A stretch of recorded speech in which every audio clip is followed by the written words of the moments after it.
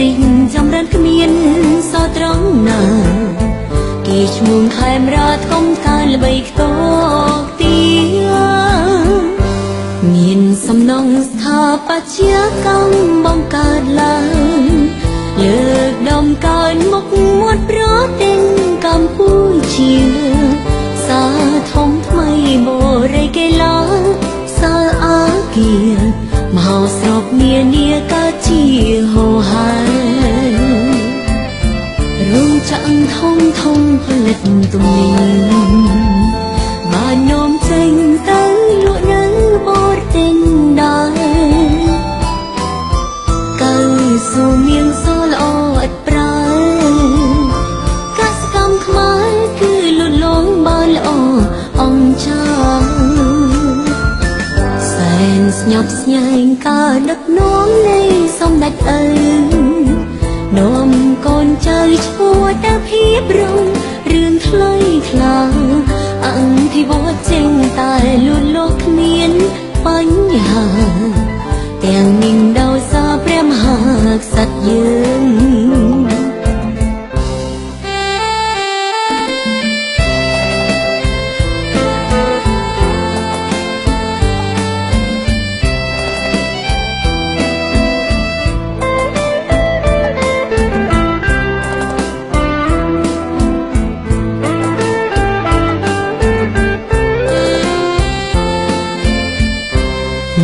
ស្រណងសម័យសង្គមរានិយមដែលដឹកនាំដោយអង្គសម្ដេចព្រះបិតាប្រទេសជាតិរិះចម្រើនគ្មានសោត្រង់ណាគេឈ្មោះខេមរាធំការល្បីខ្ទកទីមានសំណងស្ថាបត្យកម្មបង្កើតឡើងលើកដំកើងមុខមាត់ប្រទេសកម្ពុជាសាធំថ្មីបរិកេឡាសាអាគារមហោស្រពនានាកើតជាហូហែ